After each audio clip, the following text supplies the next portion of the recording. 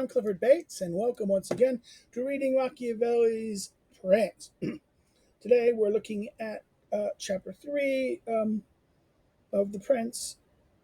Again, chapter 3 because it's what we're doing, right? That next chapter. Mixed. It's the first. I just want to comment generally. The first couple chapters, the structure of chapters 1 through 11 will be principalities. Okay, he introduced in chapter 1 where we introduced principalities, his discussion of on principalities, he gave a list, a structure of what he's going to address, and he gives kind of the paragraph as a kind of a sketch of what he's going to address. And last chapter we looked at chapter 2 was looked hereditary principalities. Now we're going to talk about mixed principalities, which we'll talk about this for a second. But the new principality. So he sets up for the new principality. See, the mixed principality is something different.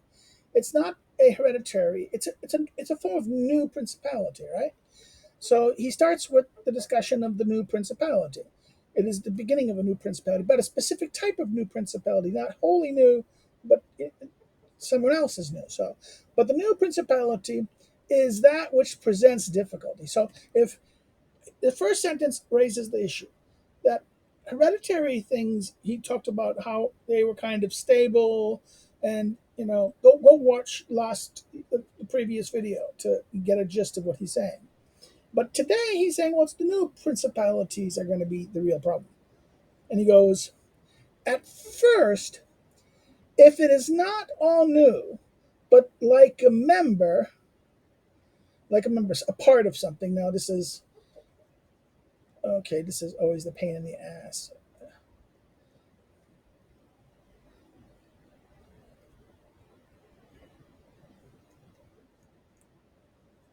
We want to go to footnote 1. We have to move our thing over here and just go like this. Membero, in the archaic sense, an organ, part of an organ, right? Member of a body. A member is not only a separate portion of a whole, it is also an independent, congruent part of a whole, right? So it is an organ, so it has a part function, it's part of that.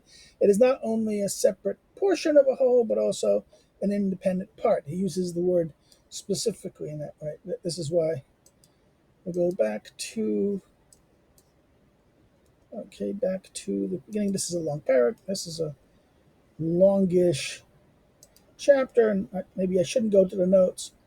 So it's not all new, but like a member's part, so that one can call the whole which has been brought together as it were mixed.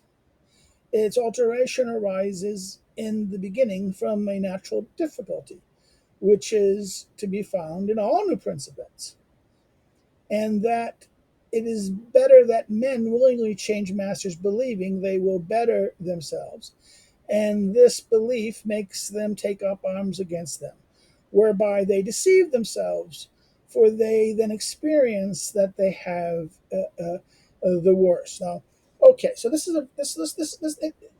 whole sentence is a very long sentence. The second sentence is a very long sentence that breaks up. What is first of all, what is the mixed? Mixed is, it's not wholly new. There's the new. It's a form of new principality. But what is new? It's not that the whole thing is new, but rather it's an old. You have a regime, a place, a principality that is ruled by you're the prince. Okay, and now you got this new territory. Okay, in other words, it's a separate member. It is a member, has its own now. It's yours. Okay, so it's new to you. It's new to your reign. Okay, and the problem here is, so therefore it says, but its alteration, the alteration of it from it being independent to yours, right? He says it comes from a natural difficulty, which is found in all new principalities, and not only so therefore not only in mixed but all new principalities, there is the idea what that is that that is men change masters, willingly change masters. In other words, the logic, the next point, the remainder of the sentence is basically a principle. Choosing your men willingly change masters, believing they will better themselves. And this belief makes them take arms against their previous masters, okay? The previous boss, people, rulers, masters. Whereby they deceive themselves, for they then experience that they have worse. Now, so therefore, there's a natural thing that this is the grass is greener. Yeah, no, we'd be better with that guy. Okay, in other words, we'd be better with that guy. Oh, he looks nice. Let's go over him. Our guy sucks. You know, there's kind of an idea, perception that okay, I'm dissatisfied with my guy. And probably that guy's better. And he says the basic problem is that well, you deceive yourself by choosing him. Because why? Because it's gonna you get him, and then it's well, no. Well, I was gonna explain it. That follows that this problem that he highlights here. So that's one problem, but this follows from another natural and ordinary necessity. So therefore, this is a natural and ordinary necessity, and that is that he needs must always hurt those whose prince he becomes. So rulers always are going to hurt those who prince he becomes. In other words, this is that thing that he must. And this is natural and ordinary. If you're going to become the prince or ruler of someone, in this sense, anyone you become that and this is you weren't a prince, you weren't governed by a prince, or you're changing princes. You what? He's saying it's going to have to hurt them. How? How are you going to hurt them? It's ordinary necessity that you're going to hurt. You must hurt them, those who new prince becomes, and hurt them with men at arms. In other words, um, soldiers, mercenaries, guards. Okay, what is? I think men at arms are. I don't want to go to the notes. I hate this. I'm just going to use the footnote. I'm going to be a bad boy and use this and not go to the text. I apologize because it'll just eat up time if every time I go to the page. It's not a easy. It is not as easy as I thought it would be on the flipping things. Um, the Italian is gente arms. Men at arms are heavily mounted soldiers. They are to be distinguished from regular cavalry. Mercenaries were men at arms for causes Machiavelli outlines here in chapter 12. So the men at arms, these gent d'armes, these not cavalry, uh, uh, but they're kind of more like they begin the kind of mercenaries, right? They are the kind of. So what he says here, he says you. In other words, you hurt them with men at arms and infinite other injuries that the new acquisition drags along with it. In other words, you have to, you bring something new, and you have to bring it infinite. So you have to hurt them with men of arms. You have to use, you have to have men, armed soldiers, who are either mercenaries or someone like this, heavily armed men, um, securing the new possession, right? And what? Infinite other injuries that the new acquisition drags along with. In this mode, now this is the line. I should I should have my page marked. Bad cat.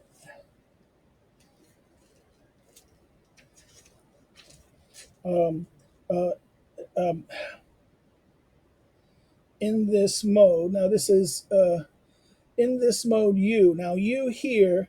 For the first time, Machiavelli addresses the prince familiarly.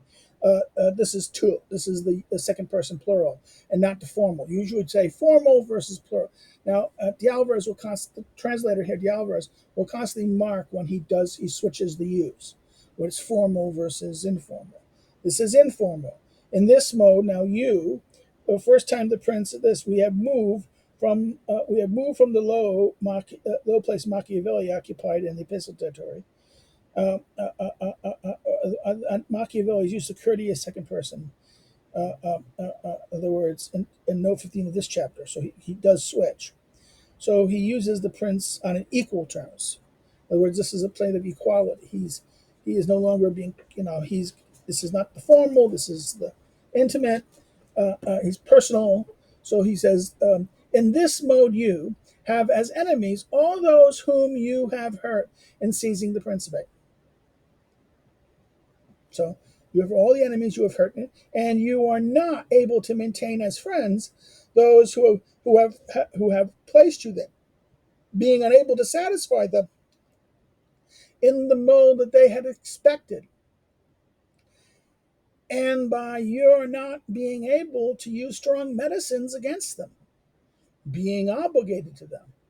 For even if one has the most powerful of armies, one always has need of the favor of the inhabitants inhabitants of a province to enter. So what is he saying here? This is a very important argument he's saying here. Well, first of all, is that once you take a new province over, you have a problem. What is that? That is all the previous regime, those who ruled it before, those who had privilege in the old regime, are going to not like it. They're not going to like losing it. This is like example of this is when the Americans defeated, in 2003, they defeated the Ba'athist regime in Iraq. Right? What happened was you defeated the Sunni elite Ba'athist regime. Okay, and they de-Ba'athized. What happened? Well, all the people who were benefiting from the Ba'athist regime are hurt, right? And the new people coming in think, well, the other side think, we're going to be your friends. But what happens? So the enemies of the Baathists are thinking, we're going to be your friends. Oh, we welcomed you. We welcomed you. But then what happens? Well, no. What? He says right here, you're not able to maintain as friends those who placed you there. In other words, those who welcomed you there. Why? Being unable to satisfy them in the mold. In other words, they let you in with expectations. They're going to let you in with expectations, right? Those are their expectations, and you're not going to be able to satisfy them. In other words, I'm coming back to the first point. I'm expecting great things, right? But I'm the prince. I'm not going to be able to. I have to first secure and get everything in order and make things work. I'm not going to be able to give you what you want necessarily. In fact, you're always, and then what happens is you're going to say, well, it was better before. In other words, he says, okay, that's the problem. And then what happens is you're unable to satisfy them in the mode that they have expected. And also, you're not being able to use strong medicines against them. Now, this is Machiavelli's code. What are the strong? This means you use violence against them. You're not able to use violence. In other words, this is like the metaphor is the body. They're unhealthy. They're not cooperating. You can't use medicine against them in that sense. You can't use strong medicines against them because you're obligated to them. And you're obligated to them because you needed someone like them to let you in the first place. Because even the most powerful army can't get in without some cooperation. You need their cooperation. You need their cooperation, and you feel obligated, and you don't want to feel this. Now he goes, for these causes, he's giving the example now. Louis XII, King of France, quickly seized and quickly lost Milan. And Ludovico's own forces, for the first time that France lost Milan, were enough to take it from him. Now, again, this is the example. I want to talk about this in footnote 4. This is Scorza, Duke of Milan, from that to that. Is this Scorza, the famous Scorza, right? Not the big famous original one, but the Levitico Scorza, El Moro, right? Um, Now let us go with this. He goes, because those people who had opened the gates to him, finding themselves deceived in their opinions of the future good which they were expected, could not put up with the annoyance of having a new prince. In other words, okay, what is this? 5. This is note 5. And here, I'm going to read it from here. You can go check the text yourself. These emphasis is placed on the inevitable petty difficulties that arise from being under a new prince. The beginnings of a violent change, which threw not only Italy but all of Europe into disorder, was the invasion of Italy by Charles VIII, King of France, in 1494.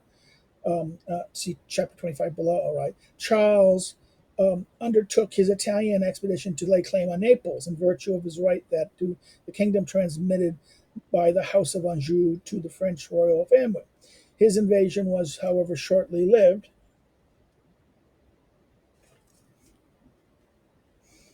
and was significant only because his successor, Louis the 12th, continued with policy of asserting French interest in Italian affairs.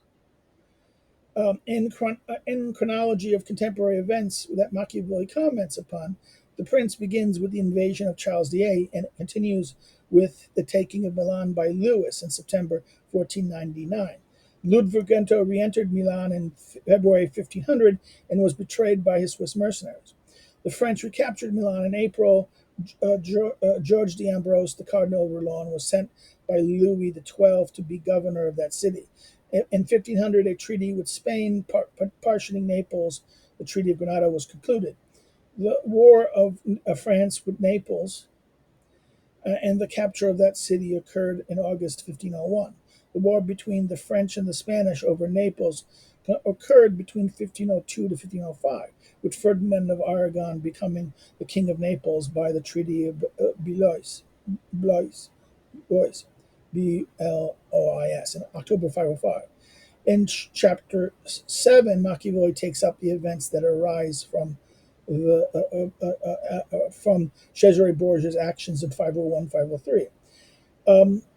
Machiavelli's Florentine history goes back to the beginning of Florence and the end of the death of Lorenzo the Magnificent in 1492. That is, they end immediately before the entrance of Charles into Italy. In other words, the Florentine history gives the prehistory. It starts with the death. It goes back to the beginnings of Florence to the death of Lorenzo. That is before that. So Francesco Guardini begins as Italy with the description of the condition in 1494. And I'm not going to quote that line. This is from Guardini's History of Italy and History of Florence. On Louis XII, see discourses and his some general notes. I'm not going to go. If those of you want to check more about it, I just wanted to get this point here because this is the example of what happened, the historical background, to understand why they couldn't tolerate that new prince. They couldn't tolerate the King of France. Okay? Um, it is true. He's not saying that. It is very true that when countries have rebelled, are acquired for the second time, they are then lost with more difficulty. For the ruler taking the occasion of their rebellion had has less concerns for them and secures them by punishing the delinquents, disposing suspects, and providing for himself where he's the weakest. So, in other words, the second time you retake it back when a country has rebelled and you requiring it for the second time, you don't have to be. You know who all the troublemakers are. In other words, in other words, it's not going to be as lost as easily. Why?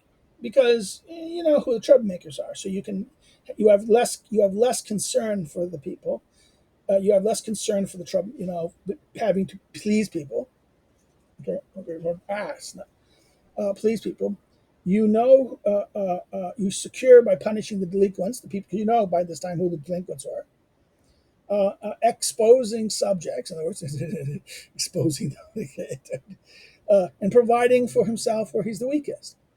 In this mode, to have the King of France lose Milan, six. Okay, this is note 6. France, Machiavelli speaks of King of France as France. In other words, that France. To have France, he speaks of the King of France. Right? That's why it's Machiavelli speaks of the King as France.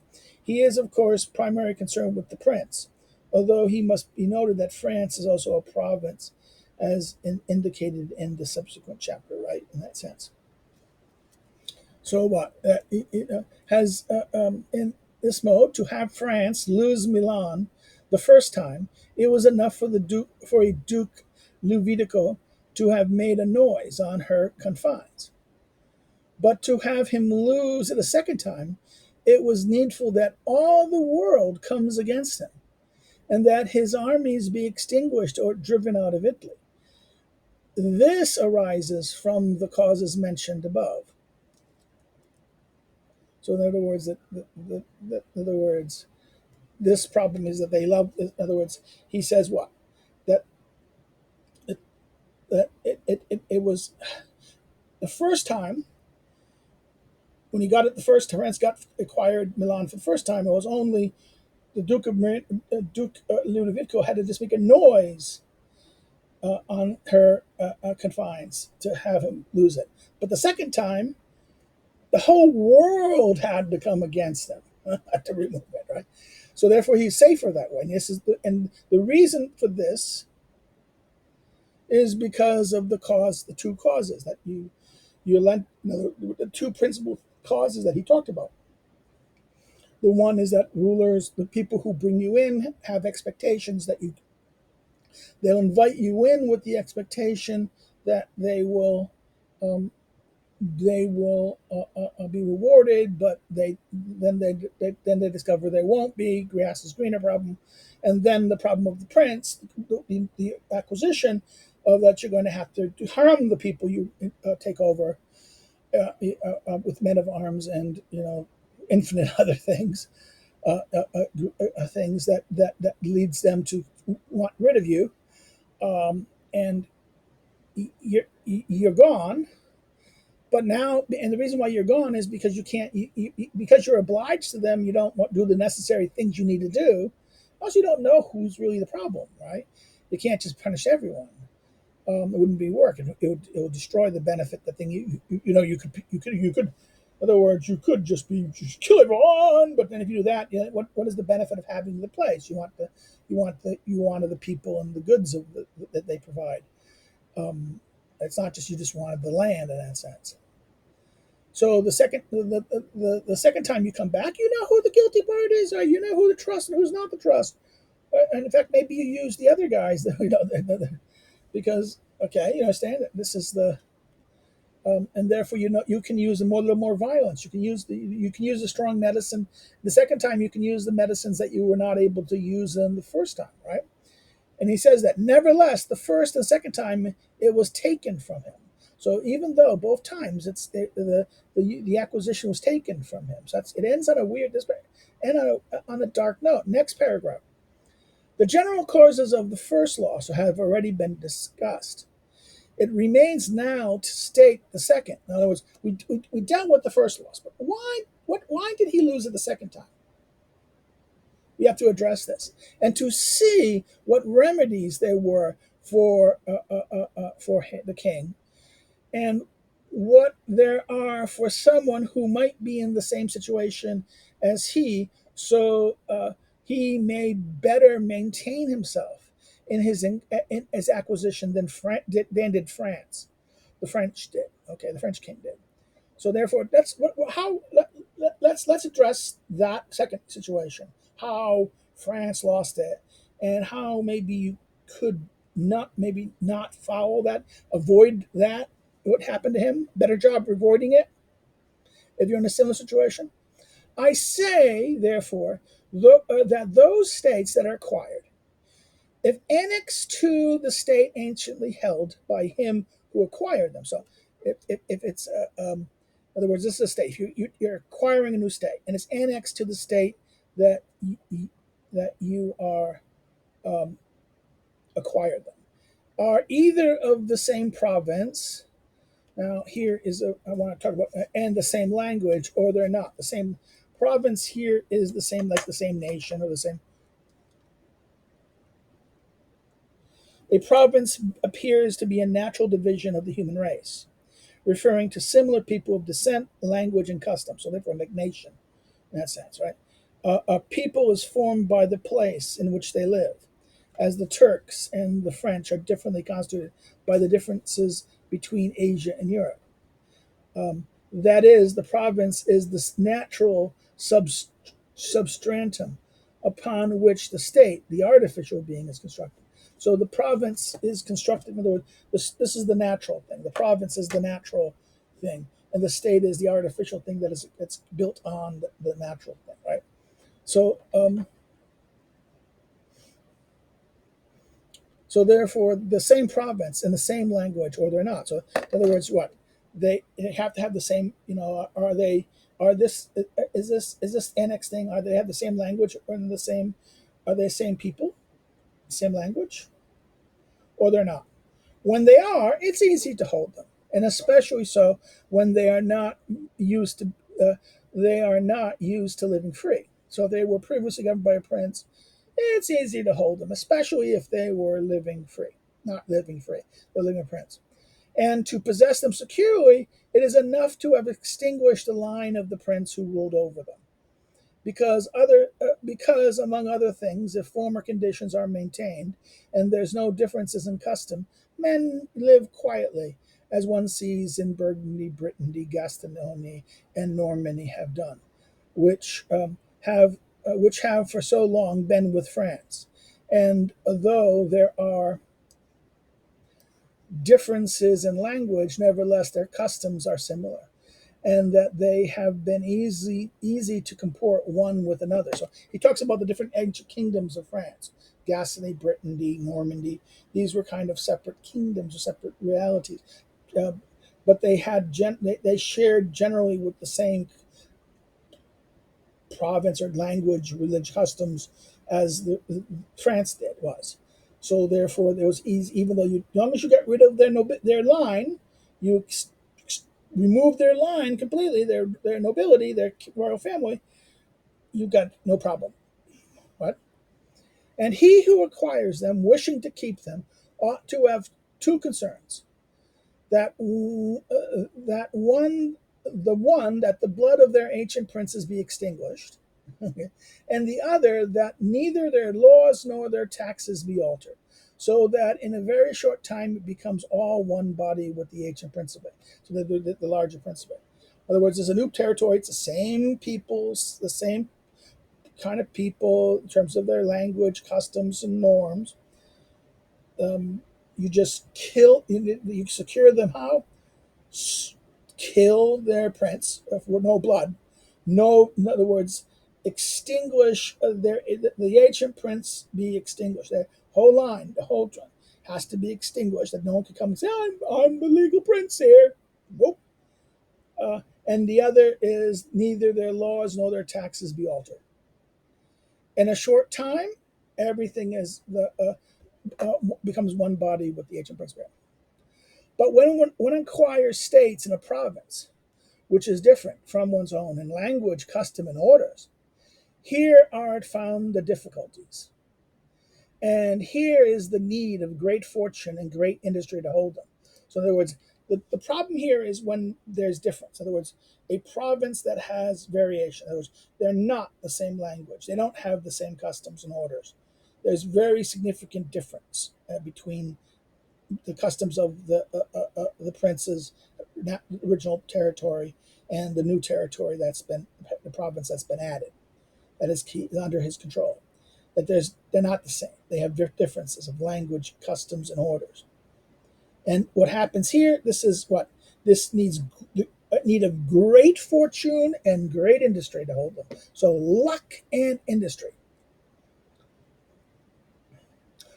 One of the greatest and quickest and most effective remedies would be that the person who has acquired them go there to live. So, strategy one, quickest and most effective remedy, you go live there. This would make the possessions most secure and most enduring, as the Turk has done in Greece. In other words, the capture of Constantinople, right? The capture of Constantinople, and took the Ottoman the Turk the Ottomans took it as their capital, and that became Istanbul. Right? It became they lived in Greece. They ruled in Greece. They'd done in Greece, and if he had not gone there to live, it would have not been possible to hold it, despite all the other orders observed by him to maintain that state. In other words, if he had not moved there, the Turk who moved, the Ottoman rulers, if they did not grab it and live there, they would not have been able to hold it. He argues, in other words, regardless of all the other good things it did. In other words, if he had not gone there, it would not have been possible to hold it, despite all the other orders observed by him to maintain the orders. For being there, they themselves see the disorders that arise, and they are able to quickly to remedy them. But not being there, they hear them only when they become great, and then there is no other remedy. In other words, if you're not there, if you're there, you can see them and you can respond quickly. But if you're not there, you only hear about them. And when you hear about them, you only hear about them when they're great. They're not small, they're great, and there's no remedy to deal with them at that time, right?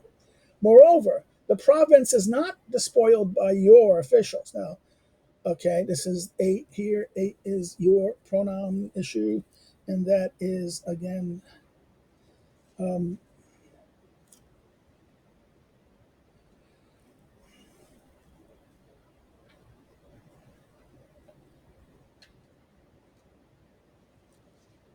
I need to check this. Why is it doing this?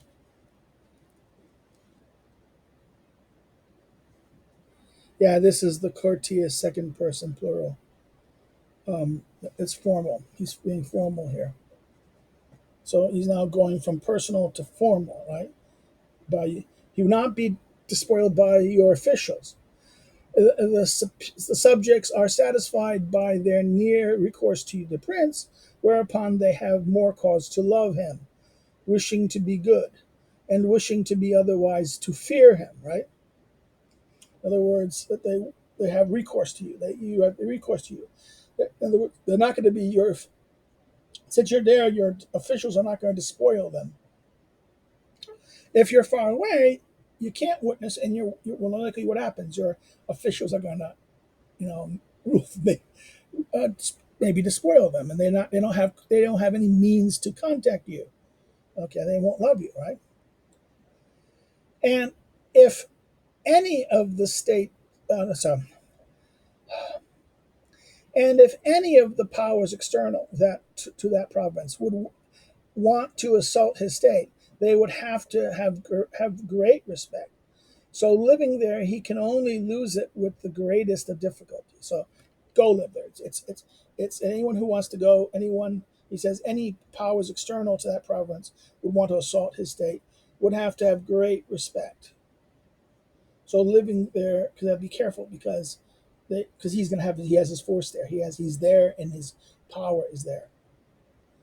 Therefore, what you better not, better not, better not. It's therefore. So living there, he can only lose it with the greatest difficulties. The other best remedy. Okay, this is the 9 best remedy.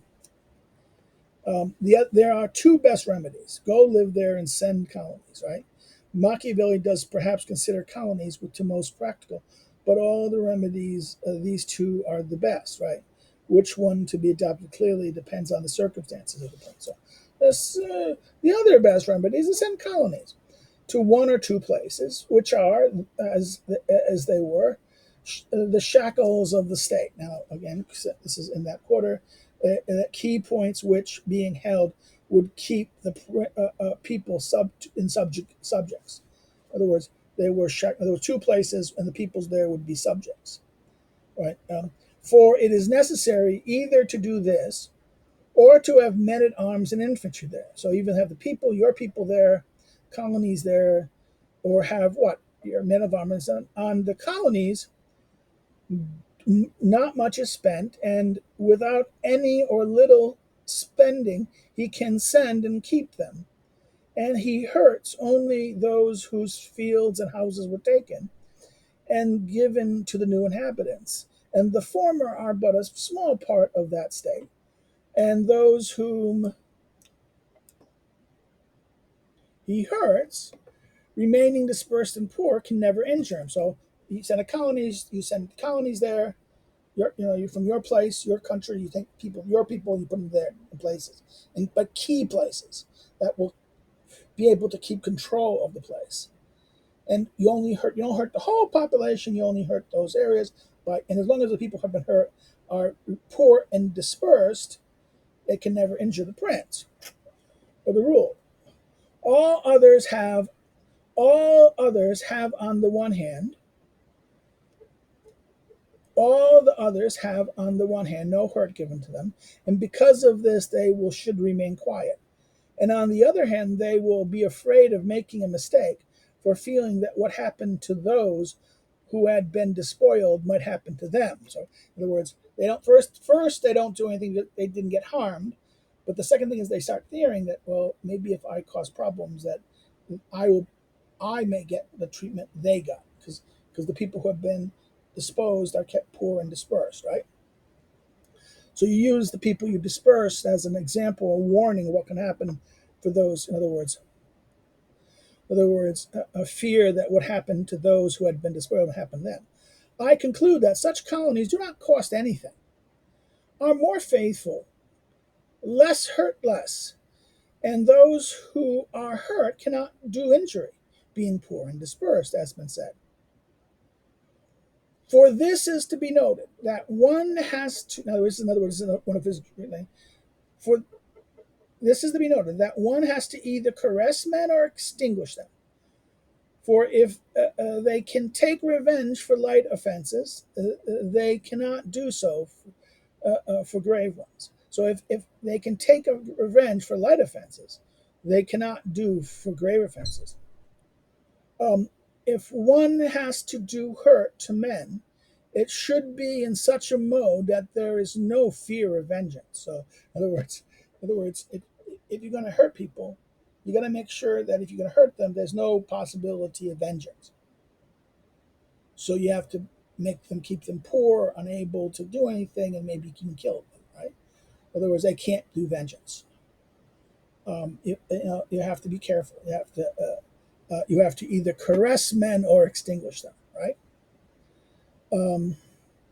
But in having men at arms, there, in other words, so that's colonies. But let's say but if you bring having men at arms there instead of colonies, one spends much more, having to consume in garrisons all the income of that state, in such a mode that the acquisition turns into a loss, and that he hurts many more by having continually to change the quarters of his army. Okay, that's that army part. Yeah, the quarters, it can be changed, which means burdens, because you burden the people, you quarter people, right? The quarters of the armies and that famous weird amendment, the Constitution, that you cannot just simply put people in soldiers out, quarter people, right? The quartering of people without pay, consent. In other words, you just quarter them, right? To change the quarters and whereby injures all of the state. Okay, everyone feels the hardship, and everyone becomes his enemy, and they are enemies who can do him injury, because although beaten, they remained in their own homes, in their own home. Hence, in every way, this remedy of a garrison is useless, as that of colonies is useful. So he compares the example of garrisons of troops holding versus colonies. So the best goal there, second best but best, is colonies. garrison's completely useless because it will consume the costs and then the grief that they impose by the housing of the people and the soldiers rape, do all sorts of things that may bring back troubles and problems. Garrison troops in a place that people are not the same language and same customs. That's going to be a problem, and therefore it's okay. He goes there. He goes, he who is in a different province from his own, as has been said, ought also to become the leader and defender of the neighboring less province, to contrive the weaker, to contrive to weaken the powerful of that different province, and to prevent that by some accident there should enter a foreigner more powerful than he. In other words, you have to be careful here. If you, he was in a different province, right, from his own, and has been said, as has been said, ought to become the leader and defender of the neighboring lesser powers, to contrive to weaken the powerful that a different province, and to prevent that by some accident that should be enter a foreigner into this. That now it will always come about that he will be brought in by those who either are from either too much ambition or from fear, are malcontents, as happened formerly when the Otians brought in the Romans into Greece, and in every other province that the latter entered, they were brought in by the provincials. In other words, you bring in a foreign outsider. In other words, the disgruntled party will bring in an outsider, okay, powerful outsider. Therefore, what you need to do is what he says. If you're gonna do this, you should become the leader and defender of the lesser powers, and to contrive to weaken the powerful of that different province. In other words, you create threats to them, right? So therefore, to prevent that by some accident that there should enter a foreigner into your province. So look at, in other words, your neighboring provinces, be the defender, become a defender of the lesser powers, neighboring lesser powers, so that they are not going to, a stronger power person come in. Because what's going to happen? It's the weaker parties, the weak parties, those who are disgruntled, those out of ambition or fear or malcontents. They're going to invite someone else to come in to help their fight. And that is a problem. The example is what happened in Greece. The Greek cities, the Etruscans, fearing that their bad treatment of other Greek states, they said, "Hey, Macedonian states of the not Macedonian, but of the time of the post that they said, hey, come in, help." And then the Romans came into Greece, right? And then every time the Romans entered, they entered because they were brought in by provincials who feared the other, who feared that some other party was going to bully them. And the order of these things is such that as soon as a powerful foreigner enters a province, all the less powerful therein adhere to him. Moved by envy, they have against him who have held power over them. So therefore, in other words, what happens? A powerful foreigner comes in, and all the other ones, all the people who had less powerful, then, I'm the ruler here, and these people around me are less powerful. The foreigner comes in, and they're going to move their alliance to him because they've always had envy of me. That all those power here to move by envy they have had against him who had held power over them, such that. Okay, now I have to go in here.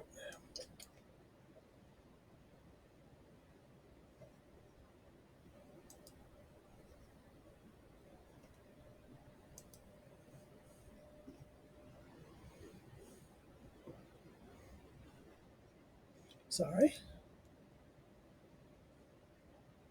such would over them, such that with respect to the weaker powers, he does not have to endure any toil to gain them because they immediately and willingly made themselves wholly one with the state that he has acquired there. In other words, let's go back to that line because that's important. In other words, about they moved by envy they have against him who had power over them, such that with respect to those weaker powers, he does not have to endure any toil to gain them, the outside power, right? Because they immediately and willingly make themselves wholly one with the state that he has acquired there. He has only to think about how they should not have too much force and too much authority, and and and he can, with his forces and their favor, easily put down those who are powerful, so that he remains in all things the arbiter of that province. So therefore, that was what he should do. In other words, again, the danger of that is the foreigner. So what he should do there, he should go there and kind of befriend all the weaker powers. Why? Befriend them. Make sure that they're friends. Why? Because again, this is he should do this because if he doesn't, if they're envious of him, the stranger will come in and just take over. So such that now he needs to what? He needs to basically get them the respect to those weaker powers, gain respect of those weaker powers. He does not have to endure any toil to gain them because they immediately and willingly make themselves wholly one with that state, and he has acquired. He only has to think about how they should not have too much force and too much authority, and he can, with his forces and their favor, easily put down those who are powerful. So he remains in all things the arbiter of that province. Right? He just balances. He becomes the arbiter, and he who does not manage well this part, will quickly lose that what he has acquired. And while he holds it, he will have infinitely difficulties and vexations. In other words, the way to do this is basically to become the arbitrator, the powerful arbitrator, just powerful. In other words, you have to make sure that they don't grow too much powerful to become a threat to you, but you have to make such that you have to be an arbiter. You have to be what? Become the arbiter of those things, he says here, right? In other words, he has to put down those who have to do this. He has to put down the powerful, and he remains all things. He becomes the arbiter of that problem, the kind of good things, and you have to do this well. And if you, in other words, if you don't manage, if you're not a good arbiter about this, if you handle this heavily handed and you didn't do it correctly, then forget it. It's going to be infinite. You will have infinite difficulties and vexations in it, and what happens? You'll lose it quickly, what he's acquired, and in other words, he will quickly lose it. But while he even holds it, it will have infinite difficulties. Now he turns from this to the Roman example. The Romans in their provinces they took observed well these matters. The policy of Romans in Greece, see Montesquieu's considerations because of Greek decline, particularly chapters 5 and 6, and discourses, book 2, chapters 1, right? They sent colonies, kept and provided for the less powerful without increasing their power. So therefore they sent colonies. They kept and provided for the less powerful without increasing their power. Put down the powers and never let powerful foreigners gain a reputation. So three things. One, sent colonies, kept and provided for all the less power things, put down the powers, and never let a foreigner come in. And I wish that the province of Greece to suffice as the only example of this point. In other words, he wants to only point to the Greeks, right? The Archaeans and the Etrurians were kept and provided for by them. The kingdom of Macedonia was put down, Anticulus was driven out, nor did any merit of the Acadians nor those of their Attilian ever make them permit any of these to increase their state, nor did Philip's persuasion ever induce them to be friendly to him without first putting him down, nor could the power of Antiochus ever make in other words, nor could the power of Anticulus make them consent that he should hold any state in that province. For the Romans, in any case, did all that wise princes ought to do, which is to have regard not only for the present disorder. Again, 14. This is the word in Italian is scandali. The term is translated scandals in the now obsolete meaning of this. So it's not scandals in that sense, meaning to an upward a turn to troublesome circumstances that lead to public clamor. In other words, now obsolete meaning. This is the meaning of this word was originally in Italian. An untoward turn to public troublesome circumstances that lead to public clamor. So, present scandali. That's why scandal is it's not proper disorders, right? Turnovers, crises, but also the future ones. So not only the present ones, but think about future ones. And with all industry to anticipate and provide for them. So in other words, not only think about a wise prince should do what? Not only think about the present problems, present crises, disorders and things, but possible future ones. And with all industry to anticipate and provide for them. How do you, in other words, anticipate and how do you resolve them, right? How do you solve them? How do you address them? Because when one foresees them from afar, one can easily remedy them. But if you have to wait until they are near, the medicine is not in time, and the malady has become incurable. In other words, he gives the medicine metaphor again. This is the great metaphor. In other words, he can do what? That if you have foresight, if you can see the thing ahead of time, and you can see what's coming, you can address it quickly, and what? You can easily treat them. In other words, if you foresee from afar, one can easily remedy them. But if you wait until they become near, the medicine is not the medicine. The necessary the metaphor of medicine, right? Treating the sickness. The medicine is not in time. If you don't get, you can use a little bit. He's going to use this metaphor about. The next sentence. Let's talk about next sentence, right? And it comes from this, as the physicians say of fever, right? Fever. Consumption, right?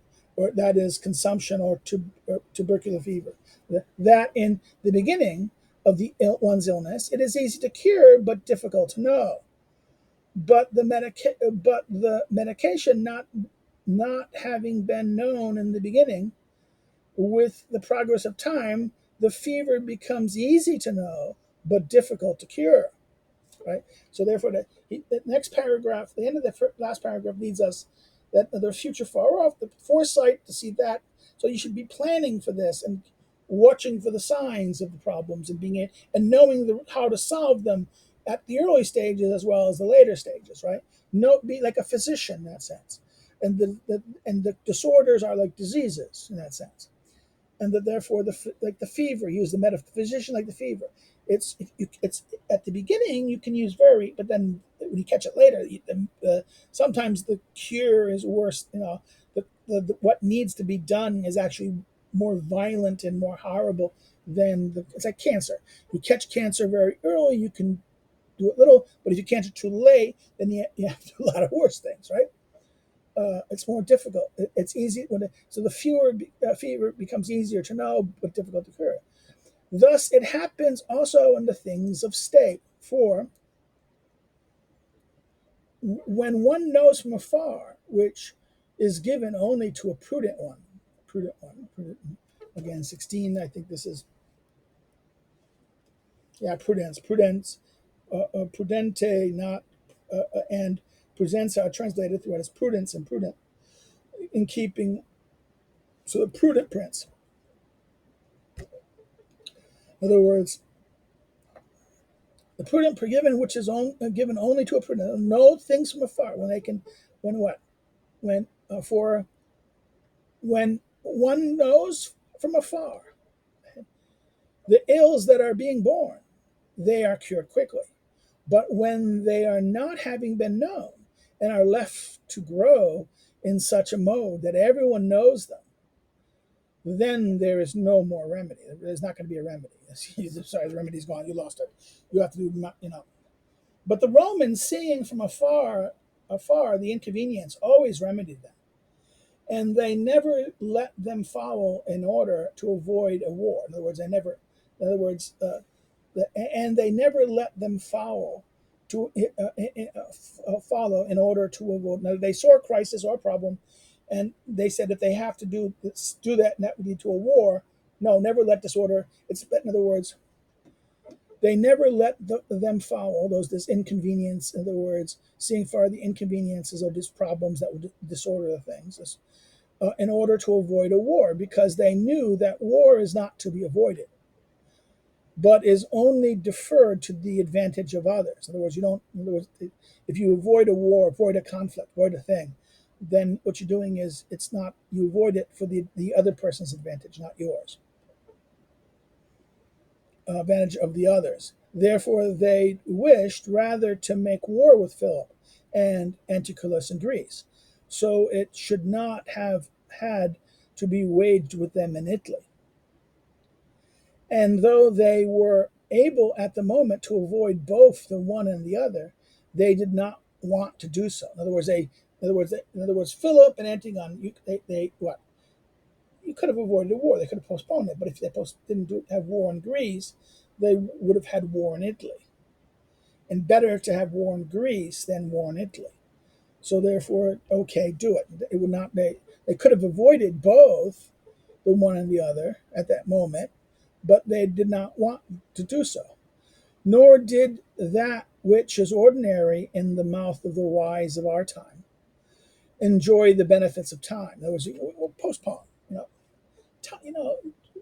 There's no need to do it now. We can do it later. Enjoy. In other words, this is a common thing. He says the wise of the time, to enjoy the benefits of time.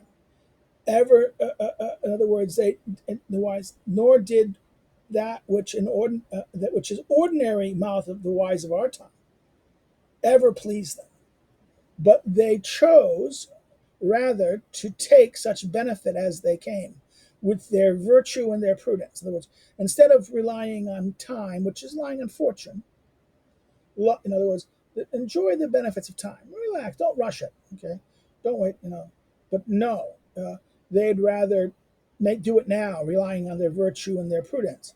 For time drives forward everything, and can bring along with it the good as well as the bad, and the bad as well as the good. So the problem is, by postponing things, time doesn't make it any better. It can make it even worse.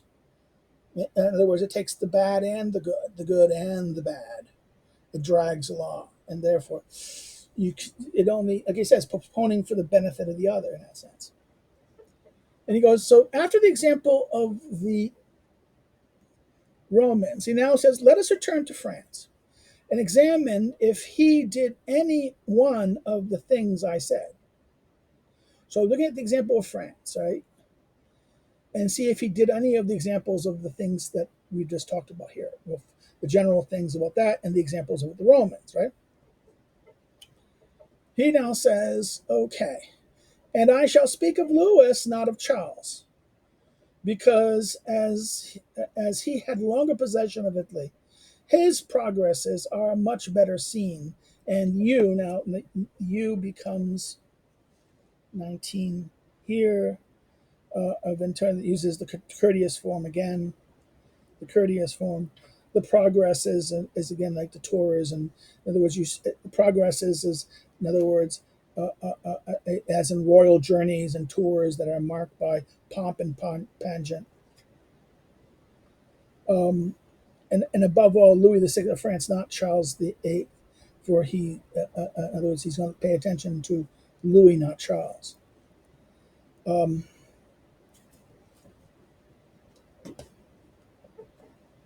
Which you, Curtis, will see how he had done the contrary of these things which ought to be done in order to have a state in the different province. So, in other words, Louis screwed the pooch.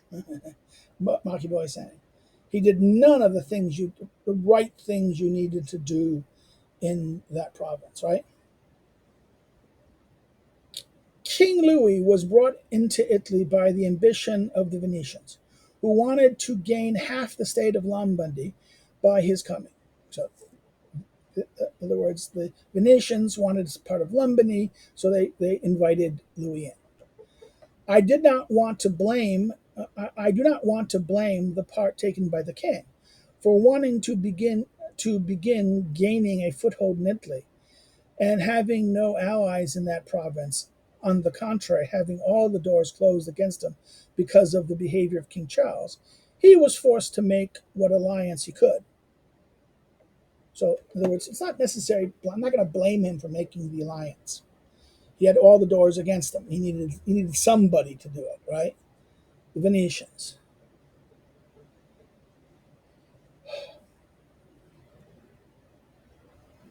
Next, and this well-made choice would have succeeded if he had not made the error in management of the other affairs. In other words, what if it's not just he relied on the Venetians. He could have let the Venetian. That okay. I'm not going to blame him for that because he had no other options. He wanted to get this. The king then acquired Lombardy. Immediately, he regained the reputation which Charles had lost. So he regained this, and then he automatically got the reputation that Charles lost. Genoa surrendered. The Florentines became allies. The Marquis of Mantua, the Duke of Ferrara, the Bontiniva, the Lady of Forli, the Lords of Faenza, uh, Pisano, Rimini, Camerino, Piombino, the Lucasalians, the Pianese, the Sienese. Everyone came to meet him in order to be his friend. Okay, so again, this is 20.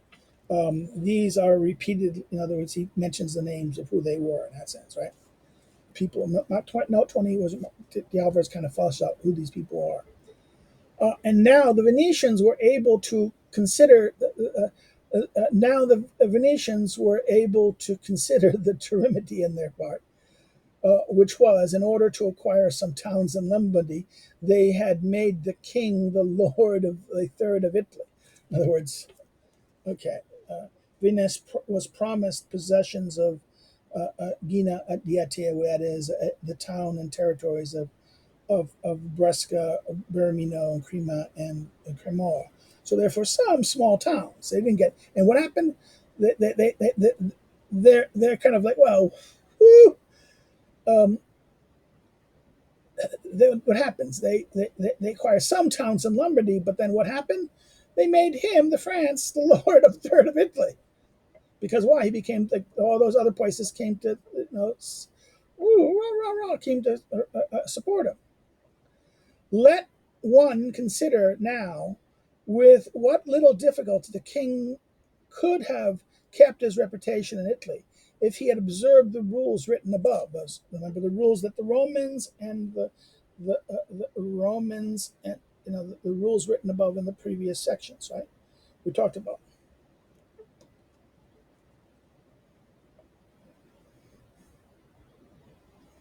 If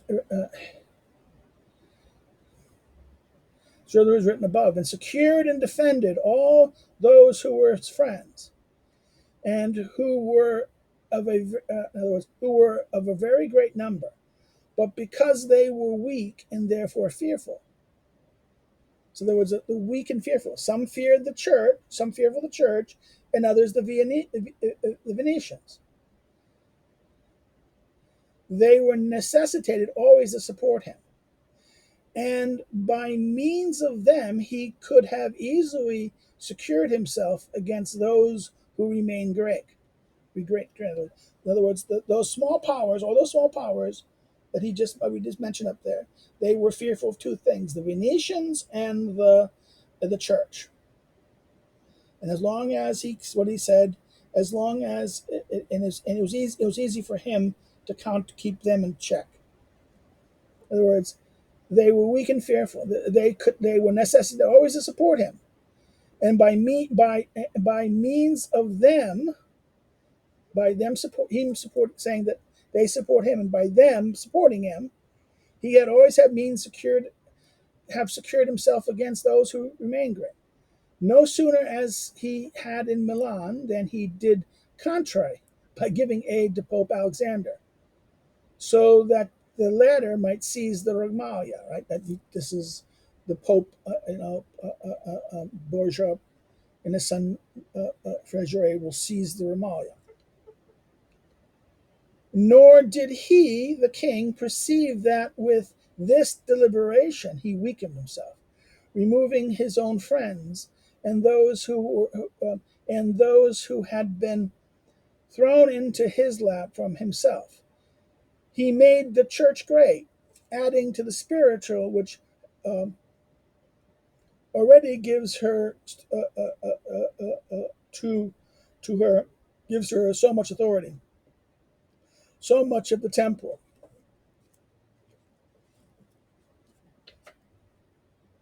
Again, one should note that he never uses the word power, which is otherwise very much the evidence of this chapter. He never speaks about power. Not until the end of chapter 11 does he explicitly say that the church has power. The church has greatness, but not power, until the papacy of Leo X, when the pontificate is said to be powerful.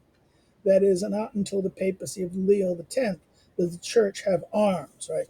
Does not have arms. They were always the arms of others.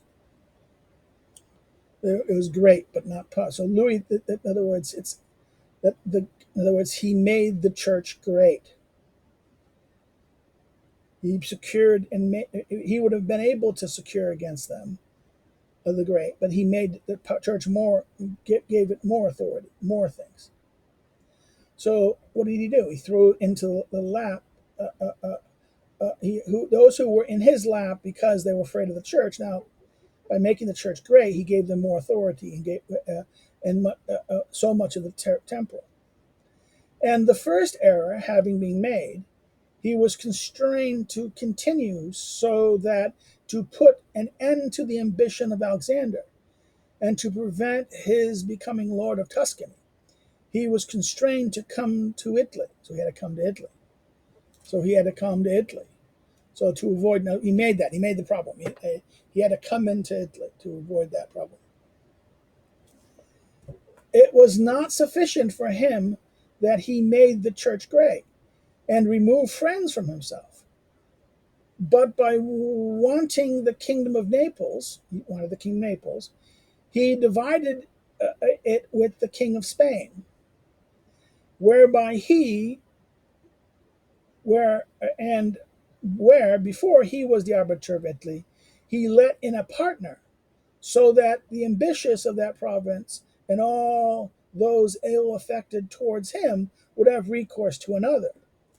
And instead of continuing to allow the king of Naples to be his tributary, he removes him in order to put someone there who could chase him out.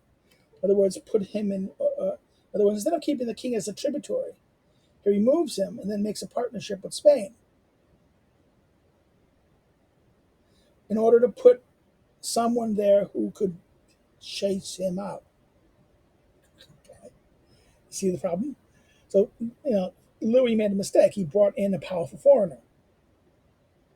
Yes, he himself is a powerful foreigner, okay, but he brings a powerful foreigner, and then all those who used to be his friend are now dissatisfied with him, now turn to the Spanish.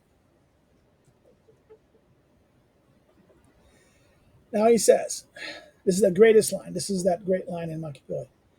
It is a thing it is a thing truly very naturally and ordinary to desire to acquire. In other words, to desire to acquire, the desire to acquire is a something very natural and ordinary. And when men who are able to do so do it, they're always praised or not blamed. So that, in other words, the question of praise and blame. I have a desire to do it; it's natural. So if you have a desire to do it and you acquire and you have the ability to do so, do it. Those who have the desire then have the ability to acquire, do so. They're praised or not blamed. But when they are not able and yet want to do so in every mode, here is the error and here is the blame. So, in other words, the question is,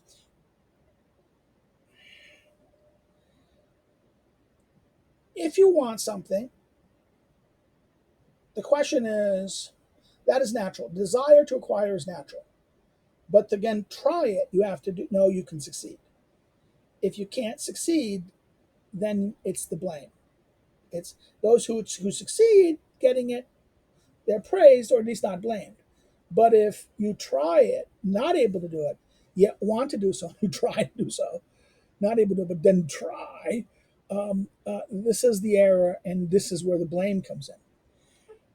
So that general principle is that natural to acquire, it's you should know whether if you have desire to do something, you better make sure you can do it. If you can't do it, you try, then and fail. That's where the problems come in, right? If France then was able with his forces to attack Naples, he ought to have done so. If he was not able to do so, he ought not to have divided it. In other words, he should never have agreed to dividing it with the Spanish king. If he could have done it, he should have done it himself. He should not have agreed to divide it. He was, in other words, and if he had divided Lombardy with the Venetians, that merited excuse. For he put his foot into Italy by having done so.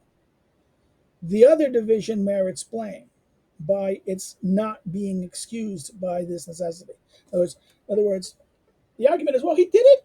No, wait a minute. You're saying he should not have divided it, but he divided it earlier. But that was because it was necessary. He couldn't have gotten in without doing it at all. Now he has something. Now, do you want to risk what you've got here now, but you don't have the means to do it? Then postpone it. Don't do it. This guy's already a tribute.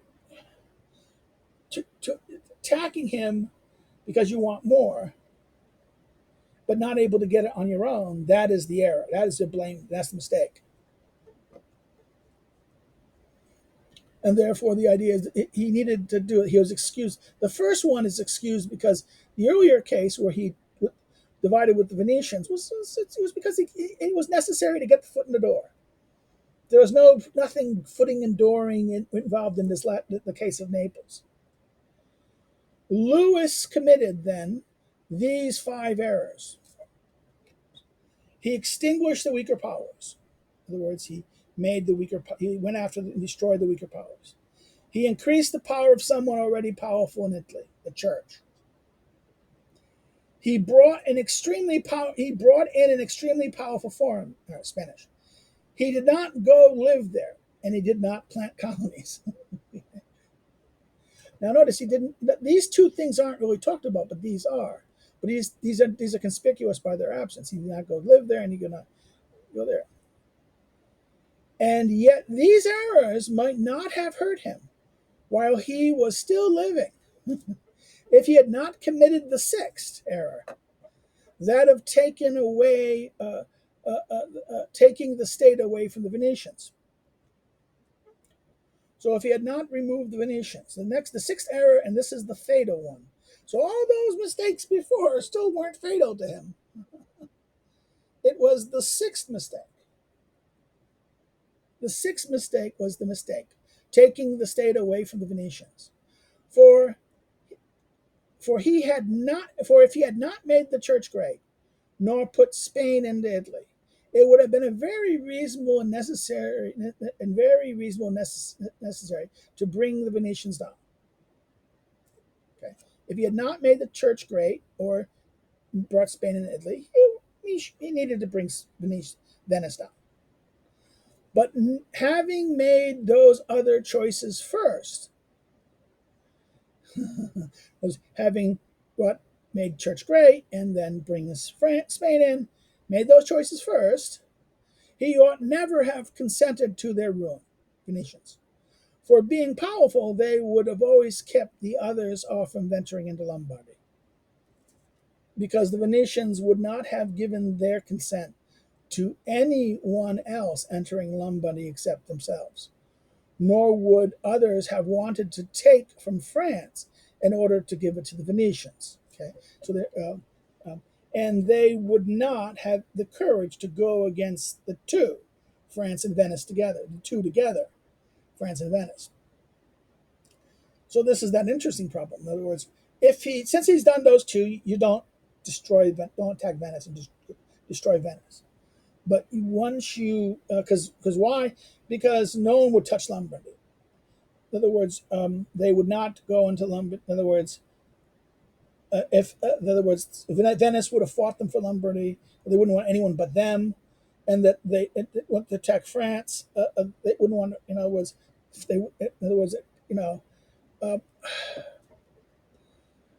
words, nor would the others have wanted to take it from France in order to give it to the Venetians. They took it, and the Venetians would get it, right? If they took it from France, and the Venetians would get the rest of Lombardy, right? Because they're powerful. And they don't have the courage to go against the two of these. And if some say that King Louis ceded the Romagna to Alexander and the kingdom of Naples to Spain to avoid war, right? In other words, he did that to avoid war. And what he said earlier about the Romans, they never did anything to avoid war. I respond for the reasons mentioned. 24. Regali, the reasons mentioned. Regali, what was previously recorded, the causes becomes reasons. Causes become reasons. For the causes before, the reasons. For the reasons mentioned above, one ought never to permit disorders to follow to avoid a war.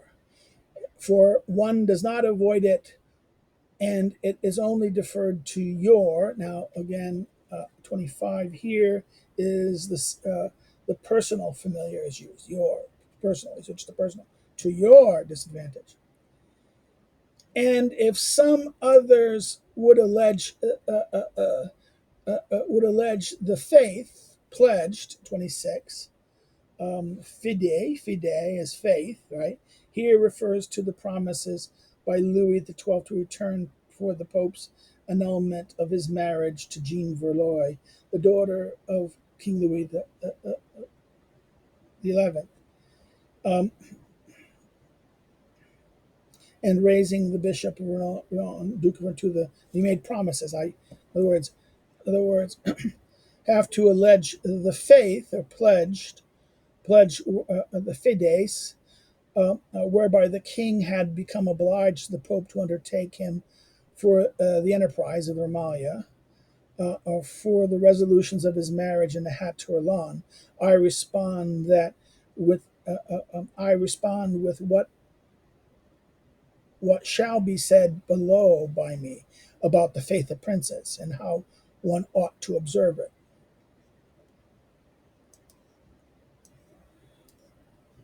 In other words, and this is the last paragraph, and this is the long chapter. I apologize, we'll be going long chapter today.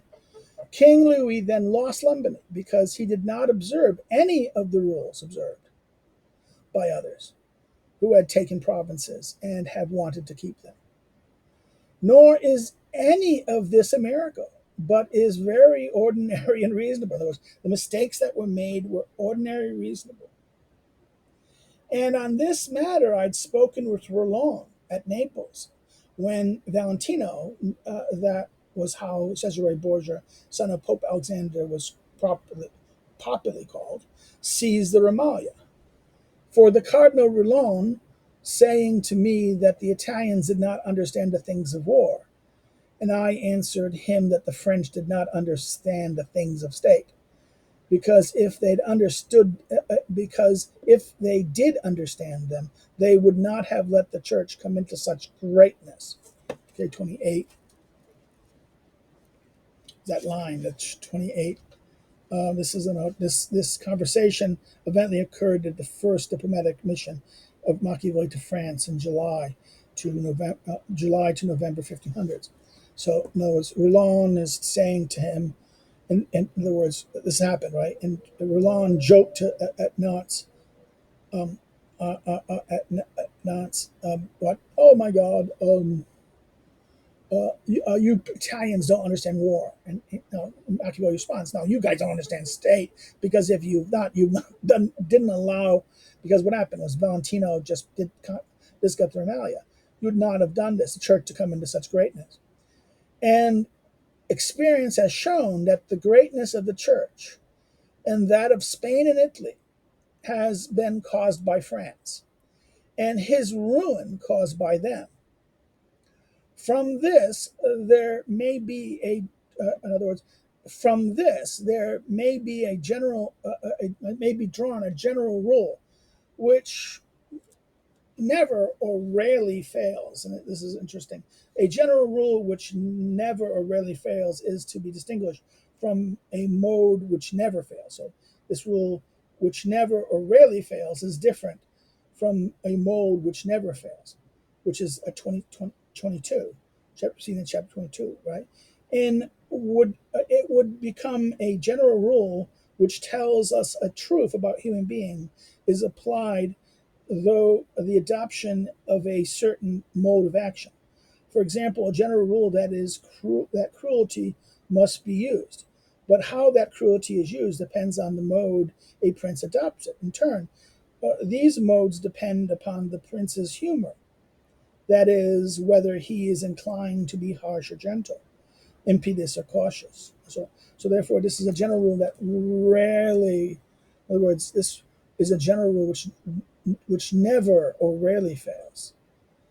For he who is the cause of another's becoming powerful ruins himself. So in other words, if I elevate, now he'll talk about this elsewhere too. This is a general rule that if you make someone powerful, you ruin yourself. You become for one is the cause of another becoming powerful, ruins himself. For that power is either caused either by industry or by force. And the one and the others are suspect to him who has become powerful. You made someone powerful. Now, to make me powerful now, what is the danger here is that it took industry and force to make you this. You have that. I'm suspicious of you who has that. And that's how the chapter ends. That therefore the danger was, the real mistake was making those people powerful. The people who will destroy you. And because why? Once they know your power, they will want to destroy you. You made the church great, the church will then turn on you. You brought the Spanish in, the Spanish will want more. All the other powers the weaker powers return to Spain. You extinguished the weaker powers by doing what, therefore you had no allies. You made the other powers more powerful, brought in foreigner, all the mistakes. And the last mistake was eliminating the Venetian state, because as long as Venice was alive, no one would act against France without the French benefiting, the Venetians benefiting, and no one wanted that, and no one wanted to make the French benefit either. No, so therefore and therefore none will go against the two. So that's how this ends on this chapter. So if you have any comments, this has been a long chapter, it's an hour or something. And please put your comments there, and I'll respond to it. Um, uh, uh, uh, Please, this is a very, very difficult chapter. A lot of general principles, the desire to acquire, power. Never, he had a couple of his good axioms here, general norms here. So this is a very good chapter, important chapter in that. Put your comments or questions, please put them here. Like it, hit the like button, please. This is it helps the algorithm. It does this. And if you like the chapter, like this video, please share it with your friends. Share it far and wide, by sharing your social media and share it around. Next but not least, if you didn't like it, you can always thumbs down, but say why in the comments so people can benefit, what I did wrong or something. If you have not subscribed, please consider subscribing. Let's grow the channel. If you bring the channel to the attention of others and check out things. If you want to follow me on social media, the social media links are below. If you want to know more about me as an academic and a scholar, you can check out the academic social media links below. And if you want to help me to do what I do, be a patron, and that's that. A patron of the arts. You want to help financially, you can do so through the links of Patreon and Subscribestar below. Everything helps. Or you can buy one of my little books. The books are listed below, and you can go order them either at your bookstore or through an online distributor, bookseller like Barnes & Noble or Amazon or Libris. Or you can order to the publisher themselves directly. So that's it. Next time we'll look at chapter 4. Take care. Bye-bye. Have a good one.